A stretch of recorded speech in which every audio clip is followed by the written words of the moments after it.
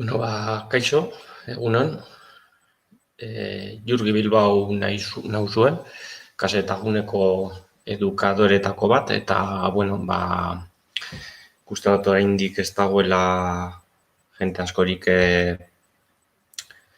txarla entzuten edo ikusten, baina ongi etorriak, denborarekin gehitzen joango direz, eta lan ez badabe,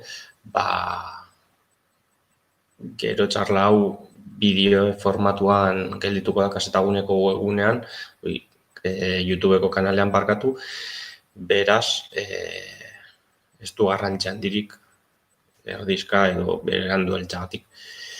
Beraz, jente animatzen, eskertuko nizueke bai, komentarioak ikusgai ditut eta irakurtzen joango naz, itxaldi hau aurrera doan bitartean, eta, zalantzak bere ezagutzen saiatuko naz, bide batez. Beraz, komentarioetan esaten badidazue dana ongi ikusi eta entzuten dala, eskertuko nizueke. Kaixo, Raquel, bai, egunon.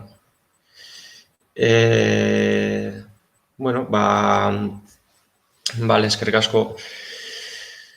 Ongi etorri dan hori, txarla berri honetara, txarla formatu berri honetara, udan ostean, hile guztian zehar, ordu erdiko itxaldi laburtxoak programatu dira, eta itxaldi honen azkenean, amaieran esango dizuet, hurrengokoak, noiz eta zeren inguruan doaz. Esan bezala, komentarioetan sartzen ari dan jende barriantzako, dudarik edo zalantzarik badeko zue idazten joan alzarete.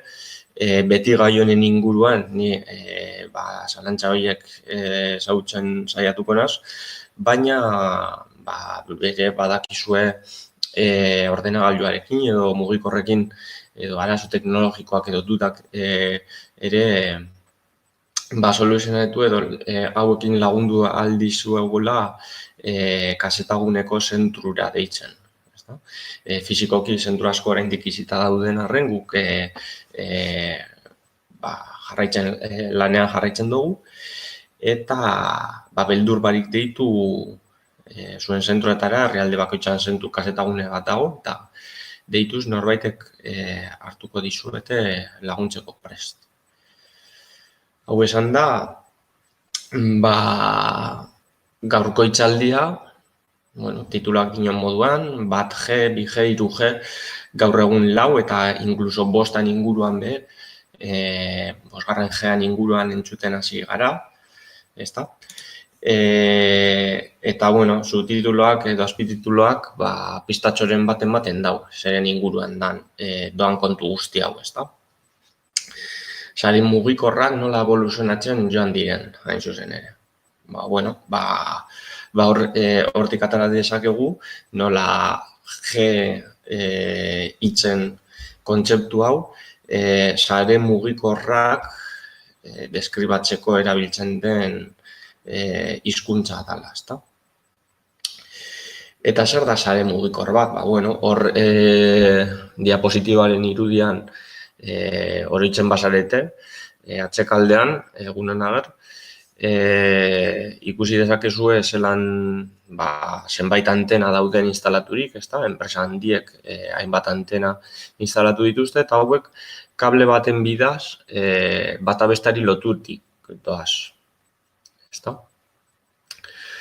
Orduen, kable hauen amaieran, estazio base bat egongo da, eta ikusten duzuen moduan, mugikorretatik hitz egin arren eta hauek kablerik ez izan arren, ez da magia kontua, eta printzipioz antenetaraino joan arren aire bidez, hau ondo fisikoa da, oso fisikoa da.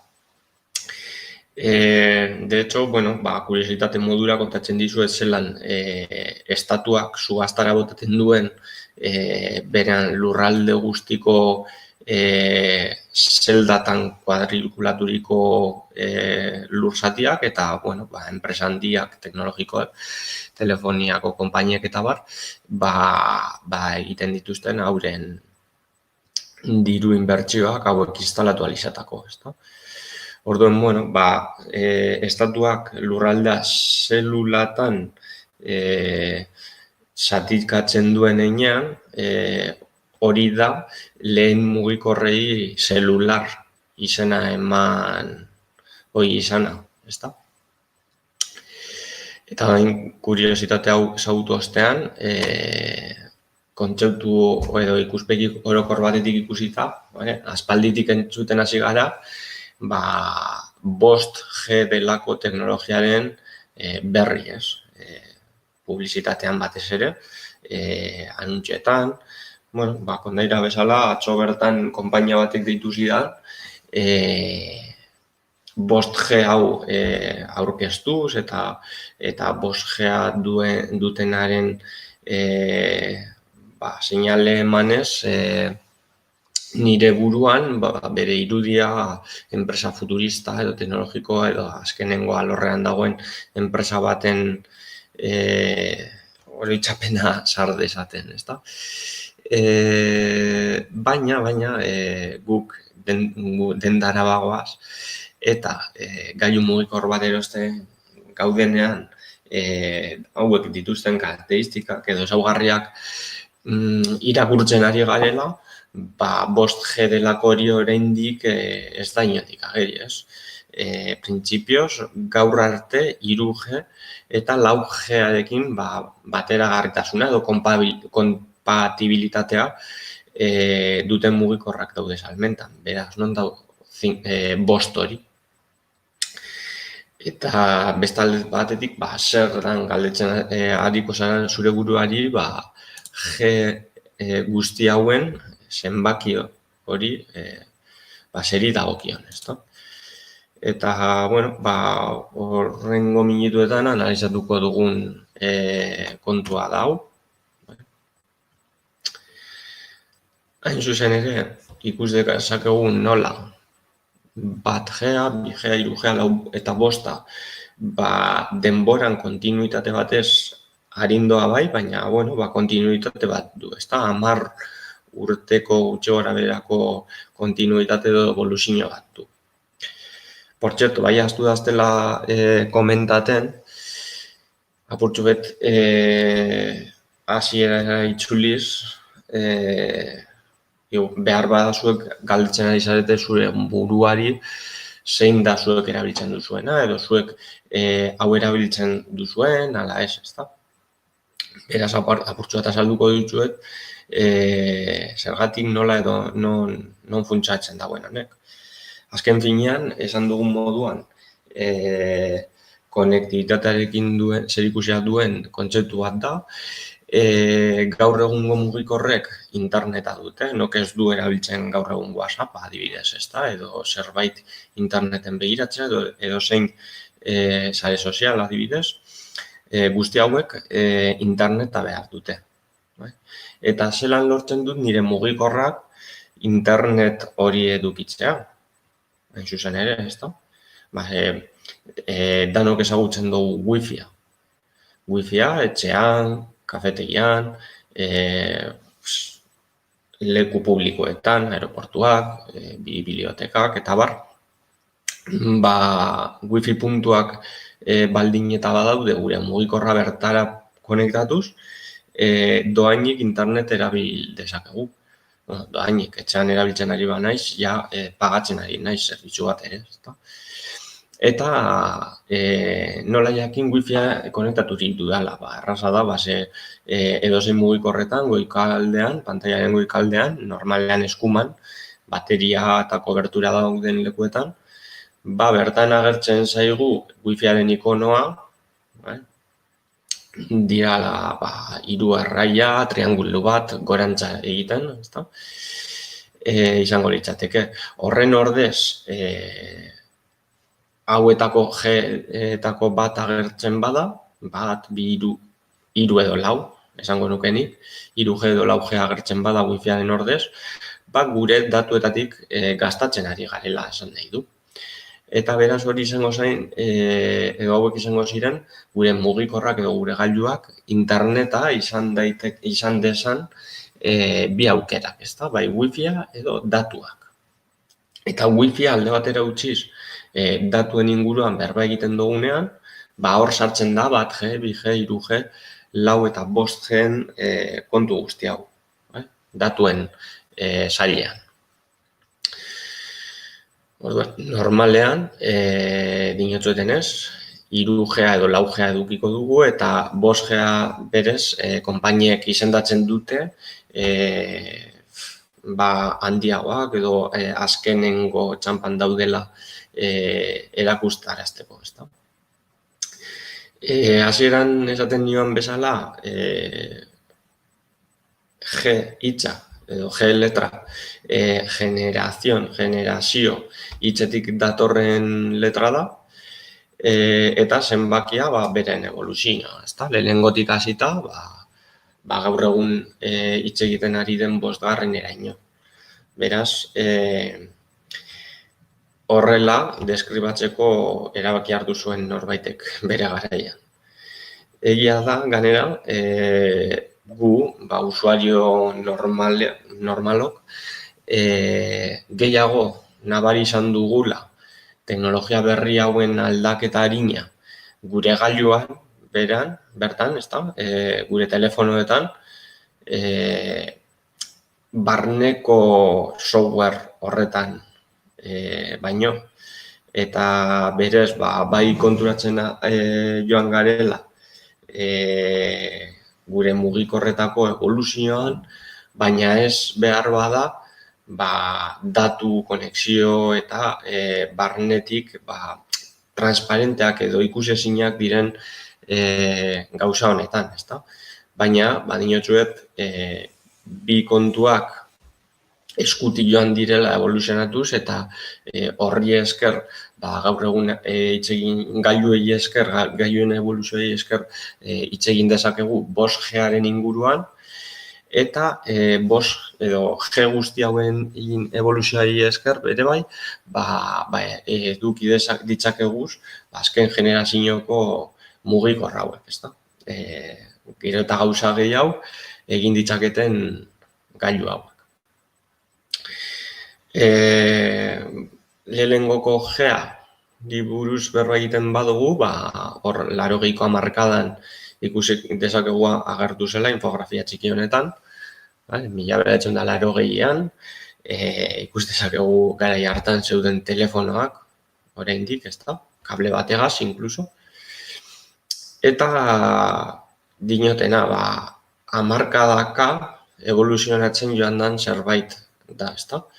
80an Nokia bat ikusten dugu hor argazkian, bere garaian, 80an ez dira hainbeste urte pasa, baina hau hain arindoalez aldaketa nahiko handia edo nabaria da, ezta?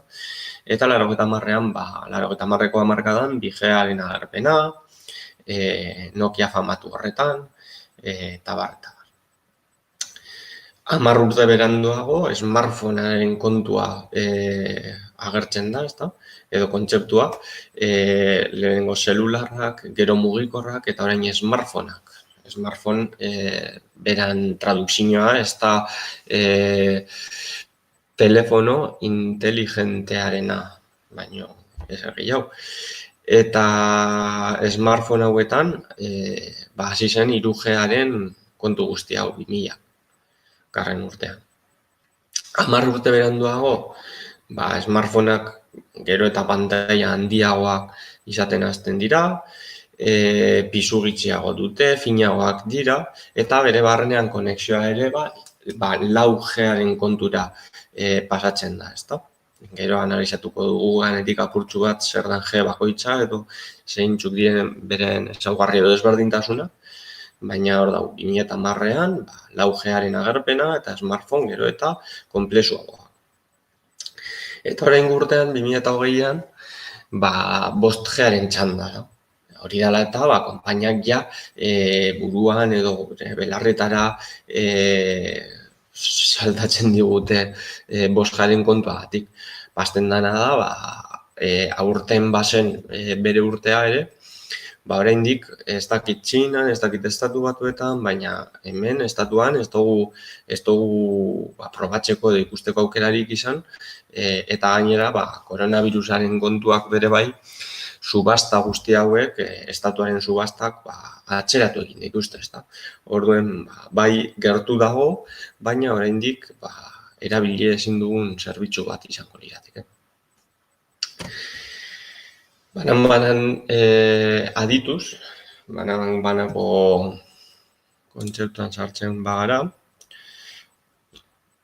ikusi dezakegu, lehenengo telefonoak, non kable batekin zihoazen, hauek batez bere negozio gizon eta emakumeentzako zuzendutako gailua zen, antena hauek montatzea oso garestia baitzen, gailuak ere oraindik ez ziren merkeak, eta lehenengo generazio honetarako hainbat analogikoa izateaz gain, bai telefonotik antenarako konexioa digitala izan arren, oraindik analogikoak ziren, ez da orduen, telefono hori kable bidez nonbaitera itxatzita, adibidez, maletinetan, kotxeetan, eta negozio gizon horiek, komunikaturik zeuden teknologia honi esker, edozein momentutan. Hori bai, ez ziren oso seguruak, analogikoak ziren heinean ez ziren oso seguruak. Eta horrek esan nahi dau, elkarrizketak ez zeudela zifratuta, beraz, errez norbaitek pintxatu eta entzun zezakeen hitzen bidezko transizio horren elkarrizketa hori, ez da. Gainera, dinotxuetena, hitz datuak soilik bidali ahal ziren teknologia honekin. Beraz, oraindik lehenengo gean ez zegoen SMS delako, SMS famatuak delako zerbitzua erabiltzerik. Ahotsa bakarrik transmititu zitzakeen.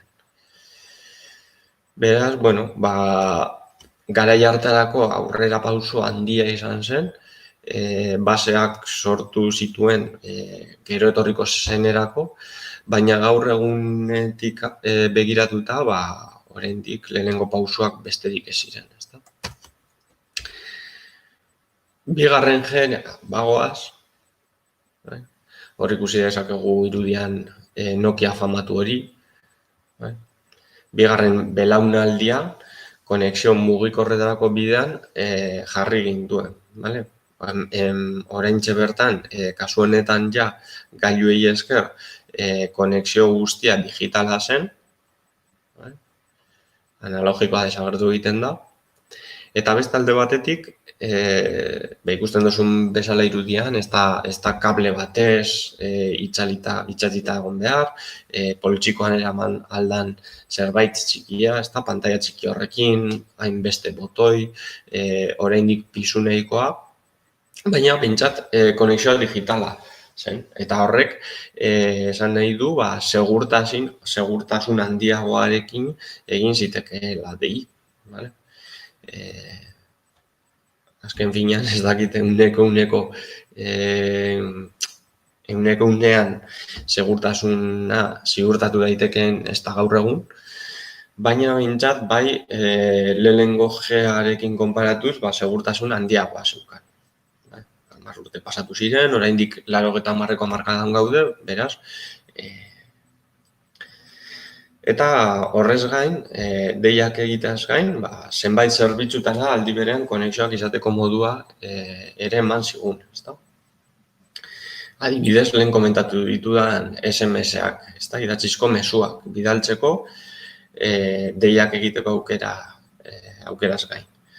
Orduen, garai horretatik behar badago batzuek zenbaitek akordako zarete sortutako fakturez, ez da SMS-en bide sortutako fakturez.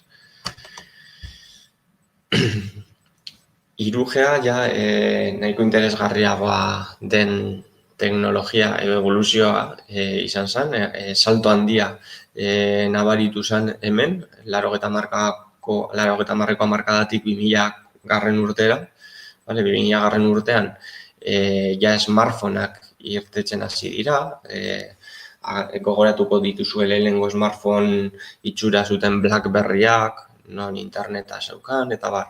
Hau, 5Gari esker izan zen, aurrekariak ere badaude, 2.5 G tarteko fasea, 2.7 fasea. Honek bai, 2.5ean merezi du tartetxo bat eskaintzea, GPRS, delakoa General Packet Radio Service, pakete general de servicio radio delakoa sartu baitzen. Eta honi esker, gailuetara datuak transmititzeko gaitasun handiagoa eman zion. Beraz, SMS eta deiak soilik jasotzetik, beste hainbat eta hainbat gauza egiten hasi ginatekeen 5Gari esker. Gainera, gailu hauek, Wi-Fiaren kontua, Wi-Fira konektatzeko erraztasunak ematen hasi zizkiguten, eta, aldaketa nabariena 5Garen kontu honetan masifikatu egin zela da, ezta? Hau da, 5G eta teknologia horren erabilera masibore garatzeko aukera eman zuen. Gero eta jende gehiagok bere ganatzen hasi zen smartphonea eta interneta beren mugikorretan erabiltzen. Claro, zenbat eta jente gehiago egon, antena konpartitu berean, hor arazoak ere sortzen hasi dira, ezta? Estalduraren aldetik, estaldurarik eza, kobertura delakoa. Beraz, zenbat eta gehiagok antena bera konpartitu, estaldura gitxeago edo kobertura gutxeago izango luke usuario bakoitzak. Gaur egun 4Gea dago. Batzuek 3Gea erabiltzen jarraitzen duzue datu gutxiago gastatzen baititu eta interneta erabili daitekeelako, baina zerbait arinagoa nahi izan ezkero, adibidez, YouTubeen bideo bat ikusi, deskargatu barik, 4Garekin askoz arinago egita posible izango zen. Orduen, ezaugarririk garrantzitsuena edo nabargarriena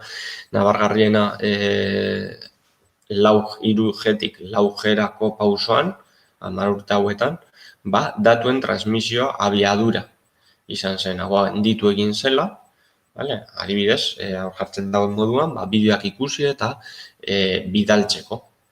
Nok ez dauz gaur egun SMS-ak ahazturik ditugu, WhatsAppa erabiltzen dugu, non idazteaz gain, audioak, bideoak, argazkiak, multimedia delakoa ere erabili edo bidaldi eta jaso dezakegu, ezta? Gaur egun, normala den zerbait. Orain dela 20-30 urte, zauzea pentsa ezina. Eta guzti hau, klaro, Wi-Fi batera konektatu beharrik izan gabe.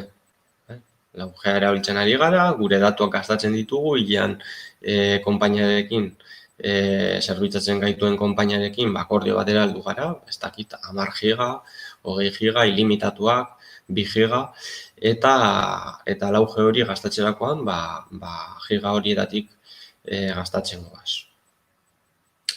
Konexio hori, teoriak, IP protokoloan oinarritzen baita erabat gure etxeko konexioan bezala. IP-an kontua izango litzateke gailuaren identifikagailua, ezta?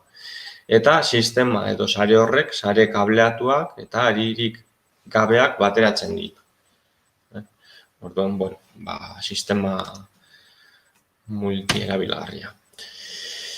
5G inguruan bere berba egin dugu, hasieran, komentatu dutxo, ez zelan oraindik koronavirusaren kontuagaz, atxeratu egin direla subastak, enpresa handiak saltzen hasi direla, baina kontzeptu bat besterik ez dela, eta oraindik erabili ezin den kontua dela, Baina honen ezaugarriak, abiadura izugarri handitzea. 3Gtik 4Gera abiadura asko handitu bazan ere, 5G adinodea dela, are gehiago, ez da, abiadura. Orduen, incluso, orrialde batera altza pintzatu baino alina, broma eran dinot, baina bueno, azken finean hori da kontzeptua, ez da, abiadura. Konexio potentziak hobetzea, eta honek ekarten dau, definizio altuko bideotransmisioak eskaini ahal izatea, zuzenean, transmisioak definizio altuan, oraintxe bertan bere bai ikusi aldoguz, baina konexio potentziak hobetzerakoan multimediaren kalitatea ere hobetu daiteke. Eta konexio kopuru itzelak aldi berean erabili, ezta? Eta hor, pare bat adibide jartzearren, autoadimendu edo automobil inteligenteak, ezta? Etorkizunak automobil inteligenteak non interneta behar duten hauen artean konektaturik egoteko, hauek posible egingo ditu 5G implantatzen denean. Konexio potentzia hobetuz eta abiadura handituz, autoan garrantzitsuak diren zenbait kontu hobetu egingo dira, ezta? Beste adibide bat izango zen, telelaguntzako kirurgiak.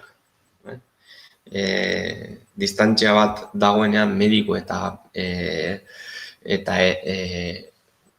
operatua izan behar den pertsona horren inguruan, jartzearren adibide bat, medikua hemen dago eta estatu batuetako norbait operatu behar du edo alderantziz, bertara bidaiatua beharrean distantzia laburtu egiten du 5Gak, ezta? Konexio arin hori, presizioa emango lioke medikuari, horrelako zerbait egin ahal izateko. Gaur egun 5Garekin bateragarriak diren gailuak ditugu merkatuan, hori dela eta enpresek saldu nahi digute, gure gailua 5Garekin konpatiblea da, baina egia esateko 5G sarea ez dago guztiz ezarrita.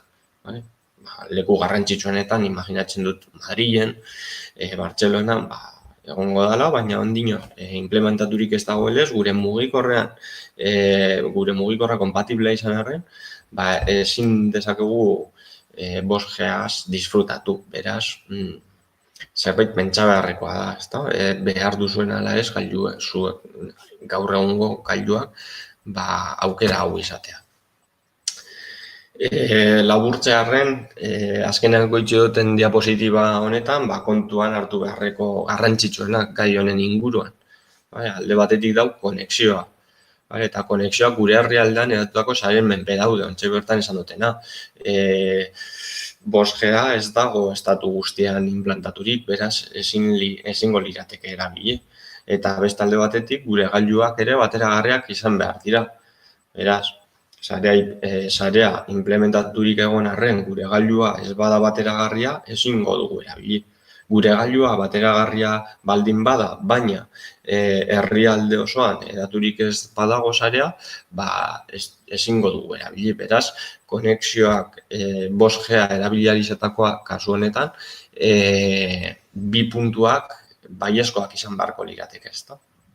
Hori dela eta gaur egun 3G, 4Garekin mugitzen gara oraindik. Eta bestalde, konexio abiadura. Konexio abiadurak bere gure gailuaren menpe daude, ez da berdina, orain dela 2 urte irtendako gailu bat erabiltzen egotea, edo azken generazioko gaur bertan irten den azken mugikorra edukitzea. Konexioen abiadura gailuaren araberakoa ere izango da. Eta horrez gain beste faktore asko daude. Zenbait komentatxarren, zenbait gailu erabiltzen ari diren sarea. Zenbat eta gailu gehiagoari sare bera erabiltzen, abiadura txikiagoa izango da. lekuak bere garrantzia du, esan dudan moduan, 5G Madrilen, Bartzelonan, baina Bermeo mungian edo herrialde txikitan oraindik instalaturik ez dagoenez, ezingo dugu erabili edo bardina gertatzen da lekuarekin, ezta. Eta meteorologia adibidez, estremoak bere oso txarrak dira, lar bero, lar hotz, beraz meteorologiak zerikusia du konexioaren abiadurarekin, ezta. Nik uste dut puntu honek, azkenengo diapositibako puntu honek diela garrantzitsuena, apurtxoet baloratzeko, zer erabili, non bizi garen arabera, zer egingo dugun arabera mugikorrarekin eta bar, aukeratzeko konexio motak eta gailu mota, ezta. Eta, bueno,